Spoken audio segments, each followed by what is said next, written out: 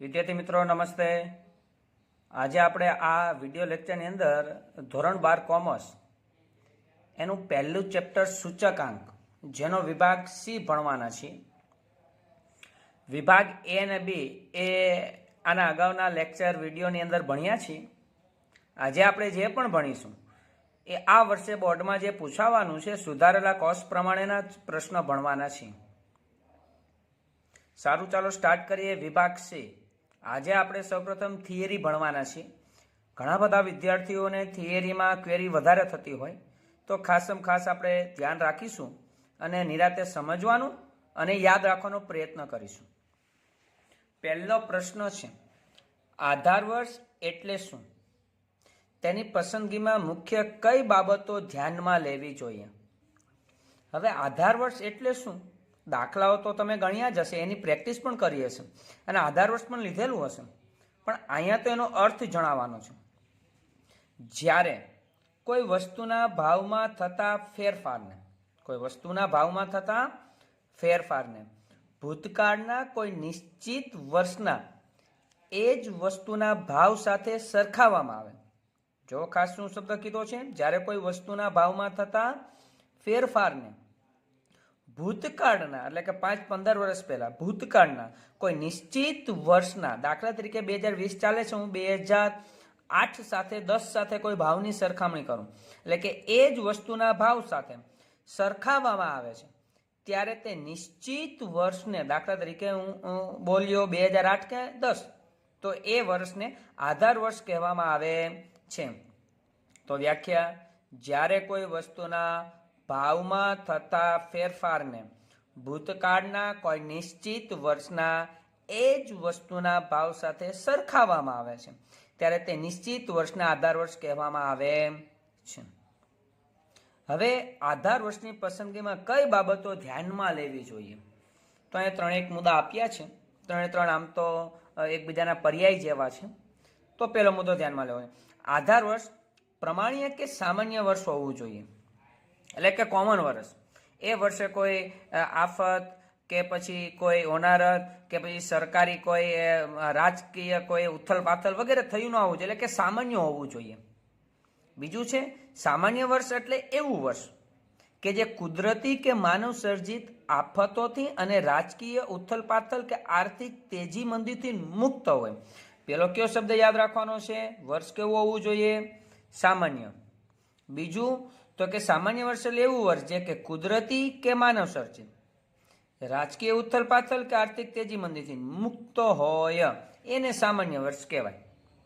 એટલે પેલો જે મુદ્દો છે એ જ મુદ્દાનો અહીં રિપીટેશન છે કે ભાઈ સામાન્ય વર્ષ હોવું જોઈએ, પણ સામાન્ય વર્ષ કોને કહેવાય એ બીજા મુદ્દામાં આપણે યાદ રાખવાનો પ્રયત્ન કરીશું। કુદરતી, માનવ સર્જિત, રાજકીય ઉથલ પાથલ અને આર્થિક તેજી મંદીથી મુક્ત હોય, એટલે કે આ એક પણ વસ્તુ એ વર્ષમાં બની હોવી જોઈએ નહીં। ત્રીજું છે, આધાર વર્ષ ભૂતકાળનું બહુ દૂરનું વર્ષ હોવું જોઈએ નહીં। ભૂતકાળ એટલે દાખલા તરીકે 5-10 વર્ષ પહેલાનું આધાર વર્ષ લીધું હોય તો વાંધો ના આવે, પણ 50 વર્ષ પહેલાનું લીધું હોય તો, એટલે કે બહુ દૂરનું વર્ષ હોવું જોઈએ નહીં। એનું કારણ છે, અત્યારે જે વસ્તુનો ભાવ દાખલા તરીકે છે એ પેટ્રોલનો ભાવ અત્યારે 75, 78, 80 રૂપિયા છે સેન્ટર પ્રમાણે, તો 80 રૂપિયા અત્યારે ગણીએ આપણે દાખલા તરીકે, તો 50 વર્ષ પહેલા એનો ભાવ 10, 12, 14 રૂપિયા જ હોય। હવે એની સાથે સરખામણી કરો તો મોંઘવારી અતિ વધારો કહેવાય, પણ એની સામે ત્યારે આવક નહોતી અને અત્યારે સામે આવક પણ છે, તો એટલા માટે એક ક્વેરી થાય, તો એ ના થાય તો એટલા માટે કીધું ભૂતકાળનું બહુ દૂરનું વર્ષ હોવું જોઈએ ને આધાર। તો 3 બાબત: સામાન્ય વર્ષ હોવું જોઈએ, સામાન્ય વર્ષ તરીકે કુદરતી, માનવ સર્જિત, રાજકીય ઉથલ પાથલ, આર્થિક તેજી મંદીથી મુક્ત હોવું જોઈએ, અને ભૂતકાળનું બહુ દૂરનું વર્ષ હોવું જોઈએ નહીં। હવે અહીંયા કીધું છે એક ટોપિક, આ 3 મુદ્દાનો સર્વસામાન્ય મુદ્દો, જો સામાન્ય પરિસ્થિતિવાળું વર્ષ ઉપલબ્ધ ન હોય, એવું બની શકે કે તમારે એ જ વર્ષની આજુબાજુ ગણતરી લેવી પણ ઉપર 2-3 વર્ષ સામાન્ય વર્ષ નથી મળતું, તો ભૂતકાળના અમુક વર્ષના ચલ મૂલ્યોની સરેરાશને, એવા બી દાખલા કર્યા છે। સ્વાધ્યાય 1.1 નો પહેલો દાખલો જેવો છે, સરેરાશની છે કે 3 વર્ષમાંથી તમારે લેવું છે, પણ 3 વર્ષ સામાન્ય તો છે નહીં, એ વર્ષે કોઈને કોઈ પરિસ્થિતિ એવી ઊભી થઈ છે કે જેને કોમન વર્ષ કહી શકતા નથી, તો 3 વર્ષનો સરવાળો ભાગ્યા 3, 4 વર્ષ છે તો 4 વર્ષનો સરવાળો ભાગ્યા 4, 2 વર્ષ છે તો 2 વર્ષનો સરવાળો ભાગ્યા 2, અને કીધું છે સરેરાશને આધાર વર્ષના મૂલ્ય તરીકે લેવામાં આવે છે. તો વ્યાખ્યા અને એના 3 મુદ્દા, આ 3 મુદ્દાનો સર્વસામાન્ય મુદ્દો, આ 2 માર્ક્સની અંદર થિયરી પૂછાઈ શકે છે. આપણી તૈયારી હોવી જોઈએ કે આધાર વર્ષ એટલે શું, તો કે ભૂતકાળના કોઈ નિશ્ચિત સમય સાથે એ જ વસ્તુના ભાવ સાથે સરખામણી કરવામાં આવે છે તો તે નિશ્ચિત વર્ષને આધાર વર્ષ કહેવાય. આધાર વર્ષની પસંદગીમાં કઈ બાબત ધ્યાનમાં લેવી જોઈએ મિત્રો, તો ઝડપથી જોઈ જાય સામાન્ય વર્ષ હોવું જોઈએ.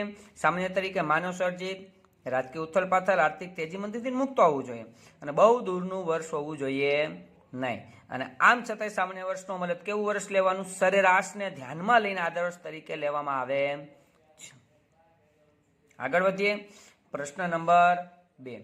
વિદ્યાર્થી મિત્રો, આપને જેમ અત્યારે વિડીયો જોઈ રહ્યા છો અને સમજવાનો આનંદ આવે છે તેવી રીતના બીજા વિદ્યાર્થી મિત્રો, તમારા જ ફ્રેન્ડ સર્કલ સરળતાથી મળે એ માટે આ વિડીયોને લાઈક કરો, જેથી કરીને એ વિડીયો પ્રમોટ થાય અને અન્ય વિદ્યાર્થી સુધી સરળતાથી મળી રહે. ખાસ યાદ રાખો. અને આ ઉપરાંત તમારે કોઈ બી પ્રશ્નો હોય તો મારા વોટ્સઅપ નંબર ઉપર મને તમારા ક્વેરીનું સોલ્યુશન મેળવી શકો છો. 99-139-54-927. આ નંબર પર મને વોટ્સઅપ કરી અને તમારું નામ, ગામ અને ધોરણ જણાવો અને તમારો પ્રશ્ન મેળવો અને એનું સોલ્યુશન તમને 100% મળશે. બીજો પ્રશ્ન છે સૂચકાંકના લક્ષણો જણાવો. તો 6 લક્ષણો અહીં આપેલા છે, તમને દેખાય છે એ રીતે. પહેલું છે સૂચકાંક, કારણ કે ચેપ્ટરનું નામ છે સૂચકાંક, ઇન્ડેક્સ, બરાબર. અંગ્રેજીમાં એને ઇન્ડેક્સ એટલે આઈ કહેવાય. પહેલું છે એનું લક્ષણ સૂચકાંક ચલ રાશિમાં થતા ટકાવારી ફેરફાર દર્શાવતું સાપેક્ષ માપ છે. કારણ કે કોઈ બી સૂત્રો જોવો તેમાં કોઈને કોઈ રીતે 100 ગુણ્યા 100 સંકળાયેલા હોય. કોઈ વખત પ્રત્યક્ષ જે દેખાતા હોય, કોઈ વખત પ્રત્યક્ષ નથી પણ પરોક્ષ રીતે એમાં 100 સંકળાયેલા હોય જ છે. એટલા માટે કીધું છે ટકાવારી. તમારે આ શબ્દ પહેલા મુદ્દાનો યાદ રાખવાનો છે. ટકાવારી ફેરફાર દર્શાવતું સાપેક્ષ માપ છે. સૂચકાંક કેવું માપ છે? ટકાવારી ફેરફાર દર્શાવતું. બીજું, તે એકમથી મુક્ત છે, એટલે આપણે યાદ રાખશું એકમથી મુક્ત. એટલે કે સૂચકાંક કોઈ વર્ષનો આવે કે ભાઈ 205 તો 205 કિગ્રા, 205 રૂપિયા, 205 મીટર એવું લખી શકાય નહીં. એ એકમ લાગે જ નહીં. ખાલી 205 લખો, ખાલી 105 લખો, ખાલી 165 લખો, ખાલી 162 લખો. એકમથી મુક્ત. પહેલું છે ટકાવારી ફેરફાર દર્શાવતું સાપેક્ષ માપ, બીજું એકમથી મુક્ત છે. ત્રીજું, તે એક તુલનાત્મક આંક છે. તુલનાત્મક શા માટે? 2017-18 ની વાત કરતો તેની તુલના 2008-9-10 કોઈ એક વર્ષ સાથે કરવામાં આવે છે, તુલના કરવામાં આવે છે. એટલે સૂચકાંક કેવું માપ ગણી શકાય? તુલનાત્મક આંક છે. પેલું ટકાવારી શબ્દ યાદ રાખો પહેલા મુદ્દામાં, બીજામાં એકમથી મુક્ત, ત્રીજામાં તુલનાત્મક આંકન. પછી છે તે ભિન્ન સમયની પરિસ્થિતિની ટકાવારી ગુણોત્તર દ્વારા સરખામણી કરે છે. હવે અહીં કીધું છે બંને શબ્દ આવ્યા છે. ભિન્ન સમય, જો 3 મુદ્દાનું એક મુદ્દામાં અહીં ગણી 2 ભિન્ન સમય એટલે તુલનાત્મક કહેવાય. 2010 અને 2000 દાખલા તરીકે 5. ટકાવારી ગુણોત્તર એટલે ગુણ્યા 100 અને ગુણોત્તર એટલે શું કહી શકાય? અંશ અને છેદ. આપણે મૂકીએ ને કે લાસ્પેનું સૂત્ર શું છે? Sigma P1 Q0 upon sigma P0 Q0. તો અંશ અને છેદમાં મૂક્યું ને અને ગુણ્યા 100 એટલે ટકાવારી આવી ગઈ, ગુણોત્તર આવી ગયો અને 2 ભિન્ન સમય પણ આવી ગયા. એટલે તે 2 ભિન્ન સમયની પરિસ્થિતિની ટકાવારી ગુણોત્તર દ્વારા સરખામણી કરે છે. 5મો મુદ્દો, તે એક સરેરાશ માપ છે. કેવું માપ છે? સરેરાશ માપ છે. તેથી તે સરેરાશના બધા લક્ષણો ધરાવે છે. અને લાસ્ટમાં છે તે એક ભારિત સરેરાશ. સરેરાશ તો છે જ પણ કેવી સરેરાશ કહી શકાય છે? સૂચકાંક ભારિત સરેરાશ છે. તો 6 લક્ષણો વિદ્યાર્થી મિત્રો છે, એકદમ સહેલા છે. પહેલા મુદ્દામાં ટકાવારી યાદ રાખો એટલે ટકાવારી ફેરફાર દર્શાવતું સાપેક્ષ માપ છે. બીજામાં એકમથી મુક્ત, તે એકમથી મુક્ત માપ છે. તુલનાત્મક આંક છે. 2 ભિન્ન સમયની ટકાવારી ગુણોત્તર સરખામણી કરે છે. સરેરાશ માપ છે અને એ ભારિત સરેરાશ છે. પ્રશ્ન નંબર 3.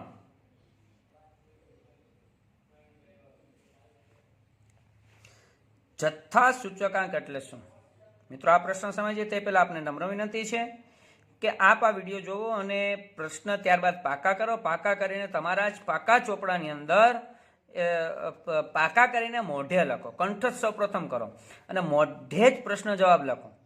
પ્રશ્ન બી મોઢે લખો અને જવાબ પણ મોઢે લખવાનો પ્રયત્ન કરો અને જો કે ખરેખર તમને કેટલું યાદ રહેશે, અથવા તો પહેલી વખત રફ ચોપડામાં લખો અને ત્યારબાદ પાકા ચોપડામાં ટ્રાય કરી જો. તમે એવું કરશો તો જ તમારી થિયરી કંઠસ્થ થશે.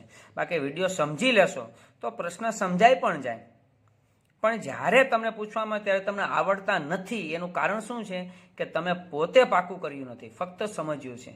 એટલે સમજી પાકું કરી અને ત્યારબાદ પછી લખવાનો મહાવરો ખાસ રાખવો. ચાલો ત્રીજો પ્રશ્ન. જથ્થા સૂચકાંક એટલે શું? n વસ્તુઓના સમૂહમાં, n એટલે 5, 15, 20 વસ્તુ, પ્રત્યેક વસ્તુ માટેના જથ્થામાં થતા સાપેક્ષ ફેરફાર, સાપેક્ષ એટલે યાદ જ રાખજો, બેની તુલના કરી હોય, માટેના આંક શોધી સમગ્ર રીતે રજૂ કરતા મેળવેલ સરેરાશ માપને તે સમૂહ માટેનો જથ્થા સૂચકાંક કહેવામાં આવે. n વસ્તુઓના સમૂહમાં વસ્તુ કીધી છે, પ્રત્યેક વસ્તુ માટેના જથ્થામાં જથ્થો કીધો છે, વસ્તુનો જથ્થો થતા સાપેક્ષ ફેરફાર માટેના આંક શોધી સમગ્ર રીતે રજૂ કરાતા મેળવેલ સરેરાશ માપને તે સમૂહ માટેનો જથ્થા સૂચકાંક કહેવામાં આવે છે. તો એને નીચેના સૂત્ર મુજબ મેળવી શકાય. એકદમ સહેલું છે. જથ્થા સૂચકાંક એટલે શું? તો કે સિગ્મા Q1 ના છેદમાં Q0. Q એટલે ક્વોન્ટિટી એટલે જથ્થો, 1 એટલે તો અહીં લખ્યું છે ચાલુ વર્ષનો જથ્થો, 0 એટલે Q0 આધાર વર્ષનો જથ્થો, છેદમાં n, n એટલે વસ્તુઓની સંખ્યા. એ તમે કેટલી વસ્તુનો જથ્થા સૂચકાંક શોધો, 1, 2, 3, 4, 5, n, અને એને ગુણ્યા 100. જો એક જ વસ્તુ હોય તો n આવશે નહીં, સિગ્મા Q1 છેદમાં Q0 એને ગુણ્યા 100 ખાલી આવશે. પણ એક કરતાં વધારે વસ્તુ હોય તો છેદમાં n આવશે. 2 માર્ક્સની અંદર આ પણ પ્રશ્ન પૂછાઈ શકે છે. ચોથો પ્રશ્ન છે, સૂચકાંકની રચનામાં ભાર એટલે શું? ભારના પ્રકાર સમજાવો. ઓકે, જણાવો, સોરી સમજાવો નથી. સૂચકાંકની રચનામાં પસંદ કરેલ દરેક વસ્તુનું મહત્વ એક સરખું હોતું નથી. બરાબર છે કે કોઈ પણ વસ્તુ ખરીદવા માટે જઈએ તો દરેક વસ્તુનું મહત્વ એક સરખું ના હોય, કોઈનું વધારે, કોઈનું ઓછું, કોઈનું મધ્યમ. જમવા બેસીએ ત્યારે કોનું મહત્વ વધારે હોય? તો જેને રોટલી શાક ભાવે છે રોટલીનું મહત્વ વધારે હોય. કોઈને બાજરાનો રોટલો ભાવે તો એના માટે બાજરાનું મહત્વ વધારે છે. કોઈને બટાકાનું શાક ભાવે છે વધારે તો બટાકાનું મહત્વ વધારે છે. પણ ગુવારનું ના ભાવતું હોય તો ગુવારનું મહત્વ એના માટે ઓછું છે. તો અહીંયા કીધું સૂચકાંકની રચનામાં પસંદ કરેલ દરેક વસ્તુનું મહત્વ એક સરખું હોતું નથી. તેથી વસ્તુઓના તેમના મહત્વના પ્રમાણમાં અગત્યતાના જે આંક નક્કી કરવામાં આવે છે કે આનું અગત્યતા એટલું છે, તેમને વસ્તુઓના ભાર કહેવામાં આવે. મહત્વના પ્રમાણમાં અગત્યતાના આંકને વસ્તુઓનો ભાર કહેવામાં આવે છે. વ્યાખ્યા થઈ ગઈ. સૂચકાંકની રચનામાં ભાર એટલે શું? સૂચકાંકની રચનામાં પસંદ કરેલ દરેક વસ્તુનું મહત્વ એક સરખું હોતું નથી. તેથી વસ્તુઓના તેમના મહત્વના પ્રમાણમાં અગત્યતાના જે આંક નક્કી કરવામાં આવે છે તેમને વસ્તુઓના ભાર કહેવામાં આવે છે. ભારના 2 પ્રકાર છે, ગર્ભિત ભાર, એને આપણે ઓળખીશું છુપો ભાર, આપણે યાદ રાખવા માટે. ગર્ભિત ભાર છે જે દેખાતો નથી, અને સ્પષ્ટ ભાર જે દેખાશે. હમણાં એના આપણે તફાવત પણ જોઈએ છીએ. ગર્ભિત ભાર અને સ્પષ્ટ ભાર, ભારના 2 પ્રકાર છે. પ્રશ્ન નંબર 5. ફિશરના સૂચકાંકને આદર્શ સૂચકાંક શા માટે કહે છે? હવે સૂચકાંકના 3 પ્રકાર આપણે જોઈ ગયા છીએ. લાસ્પેનો સૂચકાંક, પાસેનો સૂચકાંક અને ફિશરનો સૂચકાંક. 5 માર્ક્સનો જે એક દાખલો પૂછાવાનો છે બોર્ડની એક્ઝામની અંદર એ આ રીતમાંથી હશે.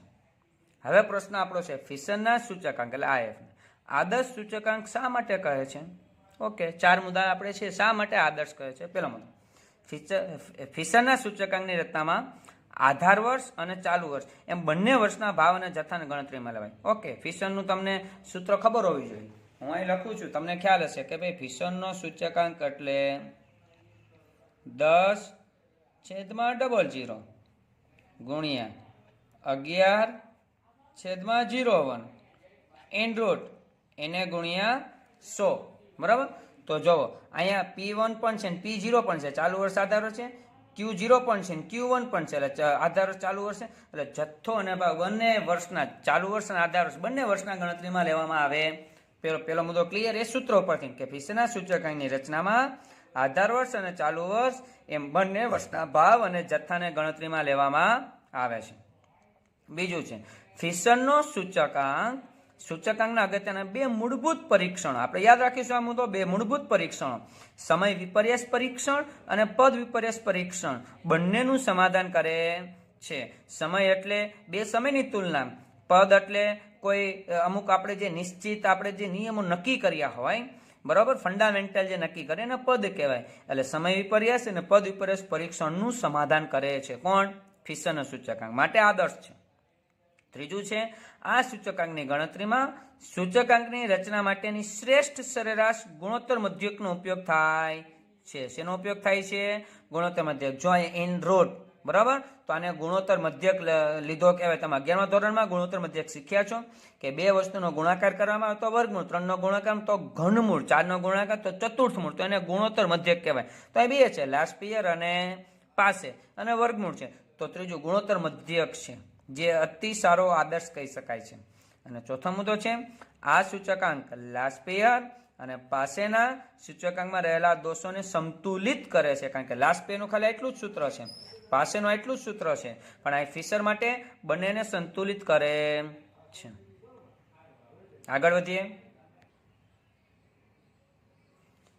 વિદ્યાર્થી મિત્રો, આપણે સી વિભાગનો થિયરીનો છેલ્લો પ્રશ્ન છે. સ્પષ્ટ ભાર અને ગર્ભિત ભાર વચ્ચેનો મુખ્ય તફાવત જણાવો. તે પૂર્વે તમને જાણ કરી દઉં કે આપે પણ જો આવા વિડીયો જોઈતા હોય અને હું સુધારેલા કોર્સ પ્રમાણેના જ વિડીયો બનાવું છું, એ વિડીયોની તમારે જરૂરિયાત હોય તો તમારા વોટ્સએપ નંબર પરથી મને તમારું નામ, ગામ અને ધોરણ લખીને આપો. તમને હું 100% મારા જે નવા વિડીયો બને છે એ સરળતાથી પહોંચાડી શકું.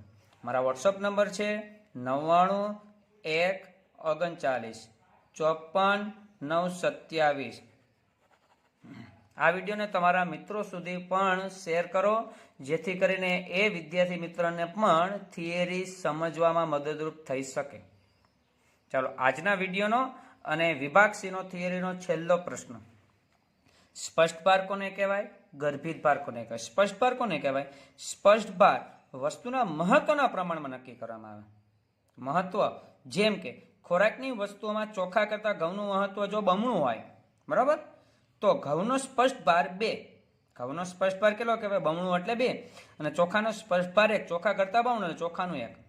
તો સ્પષ્ટ ભાર છે, દેખાય છે કે ભાઈ ઘઉં વધારે આપણે ખાઈએ છીએ, ચોખા ઓછા ખાઈએ છીએ. જ્યારે બીજા કોઈ રાજ્ય કે દેશને ચોખા વધુ પણ ખાતા હોય તો ત્યાં એનું બમણું થાય ને આનું 1 થાય. એટલે સ્પષ્ટ ભાર કહેવાય, અંકમાં દર્શાવી શકાય. ગર્ભિત ભાર. ગર્ભિત ભાર વસ્તુની પસંદગીમાં અભિપ્રેત છે, એટલે છુપાયેલો છે. કઈ રીતે? વસ્તુની જેટલી જાત લેવામાં આવે તેટલો તેનો ભાર ગણાય. જેમ કે ખોરાકની વસ્તુમાં ઘઉંની 4 જાત પસંદ કરવામાં આવે, સોના, સોનાલિકા વગેરે, બરાબર, તો ઘઉંને આપેલો ભાર 4 થશે. 4 જાત નક્કી કરી, 4 જાત પસંદ કરી તો એનો આપેલો ભાર કેટલો કહેવાય? 4. ગર્ભિત ભાર છે. જ્યારે સ્પષ્ટ ભાર સીધો સંખ્યામાં દર્શાવી શકાય છે, અને ગર્ભિત ભાર એ સ્પષ્ટ રીતે સંખ્યામાં દર્શાવી શકાતો નથી. અભિપ્રેત થાય છે, છુપો છે, ફક્ત પસંદગી આપણે કરીએ છીએ વધારે, એટલે એને ગર્ભિત ભાર કહેવાય. તમે કોઈ દુકાને જાઓ અને તમને ચોપડા લેવા છે લખવા માટેના, અને 2-4 દુકાનદાર ચોપડા બતાવે, વ્હાઇટ પેજ, પીળા પેજ, સફેદ પેજ, બરાબર, એમાં પણ 2-4 કંપનીના બતાવે. પણ તમે અંદરથી નક્કી કરીને ગયા છો કે ભાઈ મારે ક્લાસમેટનો જ ચોપડો લેવો, મારે નવનીતનો જ ચોપડો લેવો છે, મારે કોઈ અન્ય કંપનીનો જ ચોપડો લેવો છે, તો એ છુપેલો ભાર છે એ ગર્ભિત ભાર છે. તમને ખબર છે મારે એના ઉપર ભાર આપવાનો છે, એ ગર્ભિત ભાર છે. અને છેલ્લો મુદ્દો છે ભાર આપવાની પ્રત્યક્ષ રીત છે, જે 2 રીત નીચે મુજબ છે. એક કુલ ખર્ચની રીતે અને બીજું કૌટુંબિક અંદાજપત્રની રીતે. કુલ ખર્ચની રીતે અને બીજું કૌટુંબિક અંદાજપત્ર. હવે કુલ ખર્ચની રીતે તમને યાદ હોવું જોઈએ, આપણે 2 સૂત્ર ભણ્યા હતા કુલ ખર્ચનું. નંબર 1 સિગ્મા 10/00 ગુણ્યા 100, અને નંબર 2 સિગ્મા 11/01 ગુણ્યા 100. આ લાસ્ટ પેયરનું છે, આ પાસેનું છે, પણ બંનેને કુલ ખર્ચની રીતનું સૂત્ર કહી શકાય છે. કૌટુંબિક અંદાજપત્રની રીત એ પણ સ્પષ્ટ ભાર આવે છે. એનું એક સૂત્ર હતું સિગ્મા IW છેદમાં સિગ્મા W. એ કૌટુંબિક અંદાજપત્ર, એ પણ સ્પષ્ટ ભાર કહી શકાય છે. 2 રીત છે. જ્યારે ભાર આપવાની આ પરોક્ષ રીત છે ગર્ભિત ભારે, બરોબર, તેથી તે નક્કી કરવાની કોઈ રીત નથી. થી તમે તમારી રીતે નક્કી કરી શકો છો કે ભાઈ અમારે આ વસ્તુ લેવી છે, આ નથી લેવી, આ મને પસંદ છે, ગર્ભિત ભાર કહી શકાય છે. તો વિદ્યાર્થી મિત્રો, આજના વિડીયોની અંદર થિયરી સુધી રાખીએ છીએ. નેક્સ્ટ વિડીયોની અંદર સેક્શન સીના જ આપણે દાખલા ભણીશું. તો ત્યાં સુધી બધા જ વિદ્યાર્થી મિત્રોને જય સ્વામિનારાયણ, જય શ્રી કૃષ્ણ.